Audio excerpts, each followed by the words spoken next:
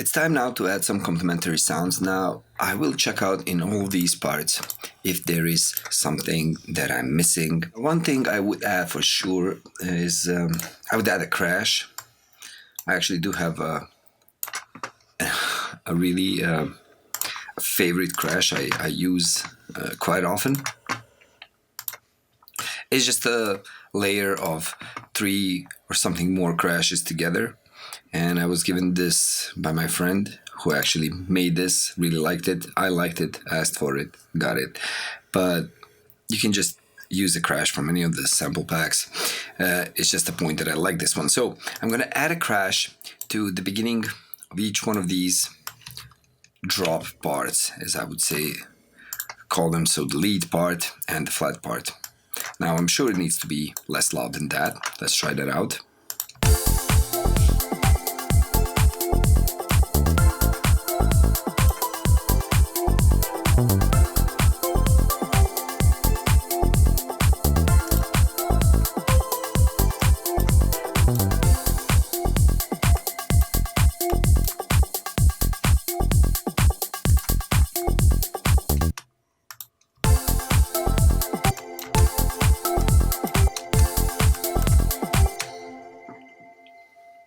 Okay, I like that thing with the crash. Now, another thing I do need is some FX that's going to lead into all of this. Now, I can just find some risers. So, riser.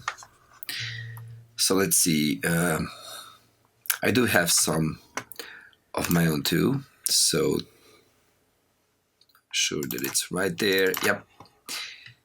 So, I'm going to find some risers to, lead into any of these changes, just like that.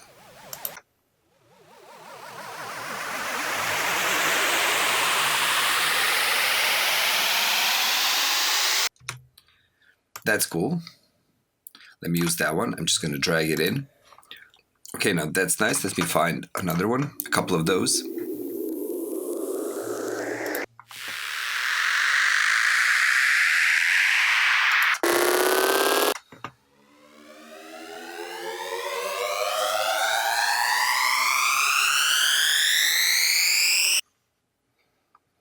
Okay, I'm going to use a different channel for each one of those, since I want different volumes or maybe different EQ curves on each one of those.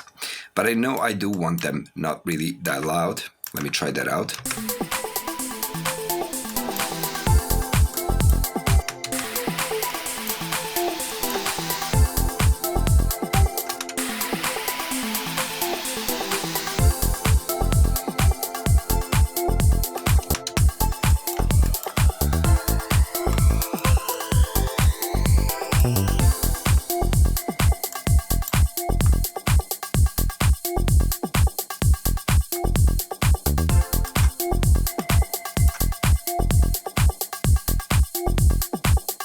Now that I have some basic sweeps, let me see if I'm missing something somewhere in the spectrum. So let me check out this part of the song first.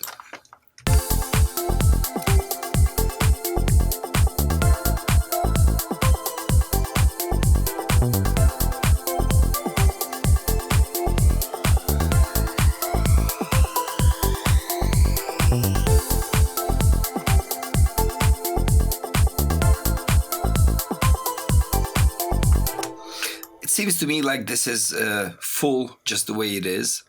One thing I could do is mark all of this, cut that, and paste a bit after. Now I can take all of this and just duplicate. Now that I have this part twice right there, I'm just going to move this marker. Now that I have that part here twice, I will try to do some change because I don't like all of these elements playing at once. Let me check that out. First thing, this is the bass, some accidentals, okay.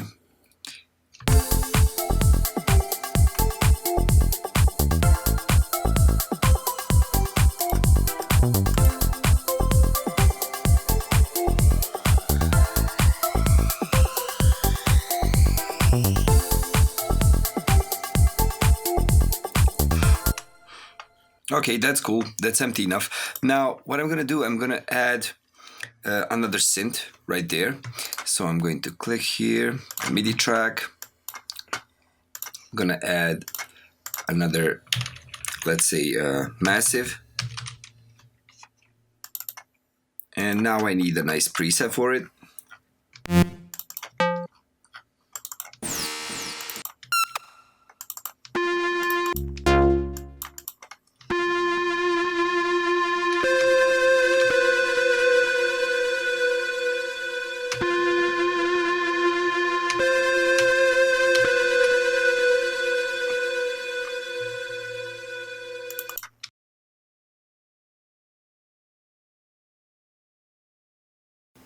Okay, so I have found the preset I like. Something like that, like a water drop. So I want that in between these notes in the lead. So I want something to fill those empty spaces up right there, at the ending of each one of 2 bars, just like that. So it could just as easily be the same melody playing. Let me try it with the same one first, like this. Extend it right there. And now I need to write something here at the end of that melody. So I will need this to be 116. By clicking on Control 2, I'm making the grid lines less dense or more dense with Control 1. So now that I have that, I'm going to zoom into this keyboard and see where my notes are.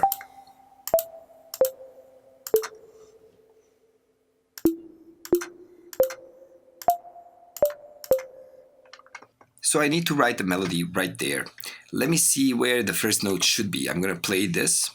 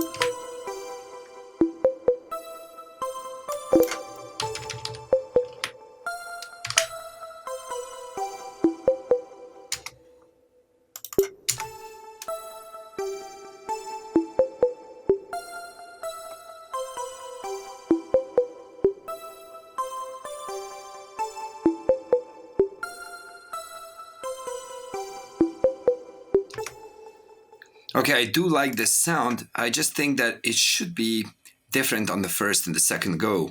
So I'm gonna prolong this to 4, this loop. I could have just done that by dragging out this loop border like that. Now I can copy this entire thing and make some change in the second iteration. Let me see what can be done.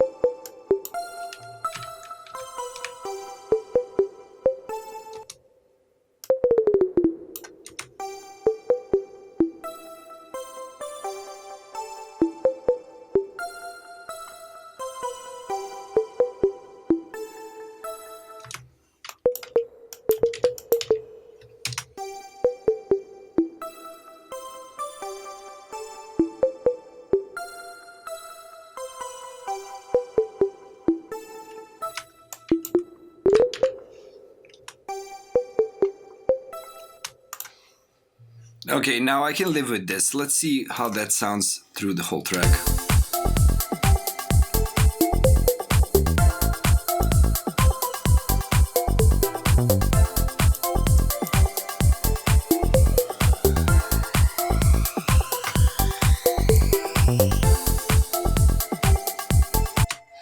Okay, now I also want to see how that sounds with this flat part where the bass does not change the note, just plays a flat note all the time. So,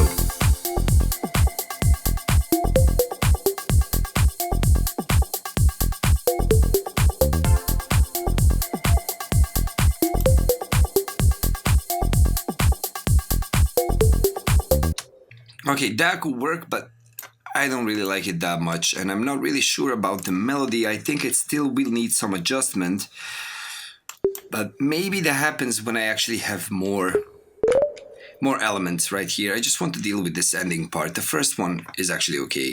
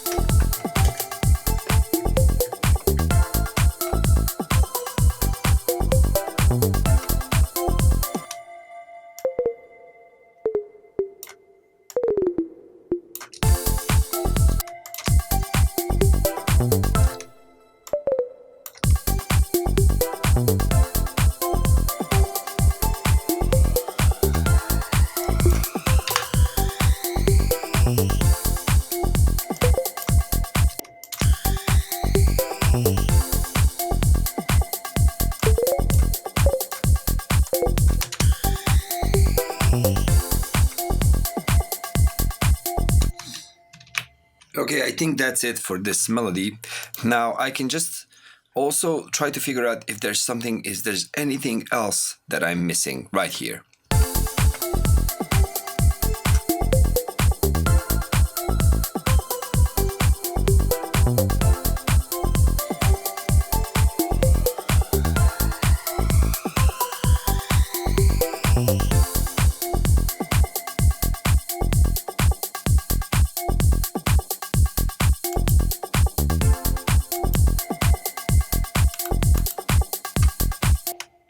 Okay, that's cool. I think that only this chord doesn't really sound expressive enough to me.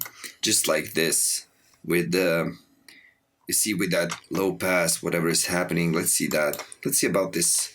If we can make this better, more important.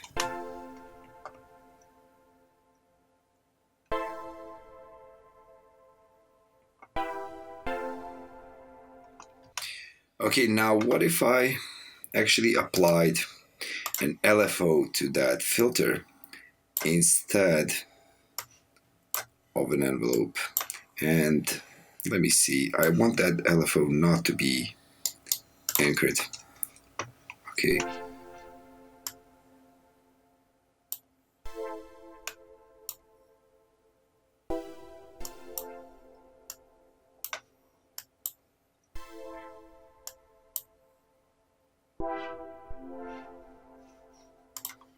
Okay, I like that.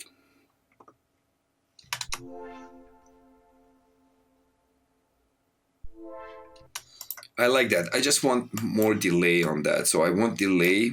The reverb can stay, but I want a delay that's also going to be going through that reverb. So I'm going to put the delay before the reverb, of course, and maybe a bit faster of delay. Let's see.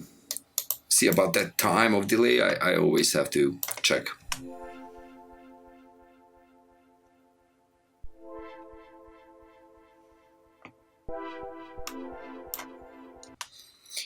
Also, this, rhythm for this LFO, I wanted to strike it differently every time the note plays. So I'm going to make it dotted like this.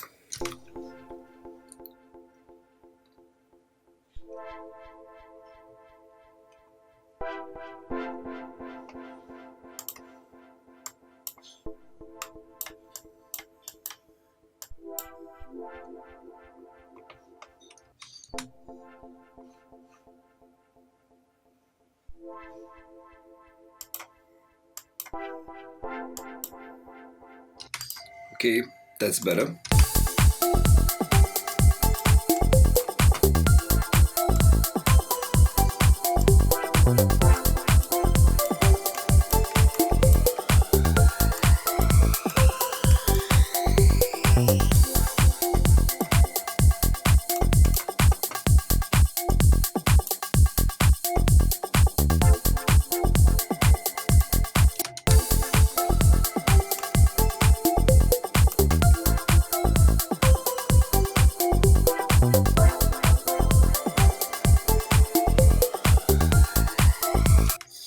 Actually, one of these doesn't really hit well, so I have to stay in a normal timing with this LFO to have a steady result for all of these.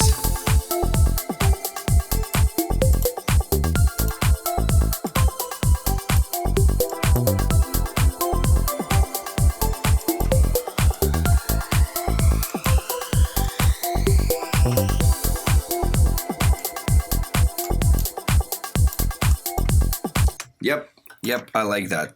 That will stay in definitely. So now I think it's more interesting, the actual part with the chord. I think that this, I really like this sound. So to keep it just the way it is, has some delay on it, has some reverb, just enough I would say. And let me see about these two.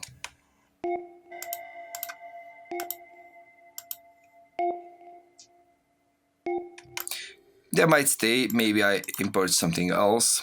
Let's see, but for now I like this. Now the reason I removed this pad and I removed this arpeggio, I will show that to you in the next lesson, why we shouldn't overburden the track. As I said, there is no rules in what should be there, what should not be there, but you know, the simplest you can make your track and still make it very good and interesting, the better. So you don't really need to have a lot of things playing. Human brain doesn't really follow so many things at once. It actually demands one thing to concentrate on.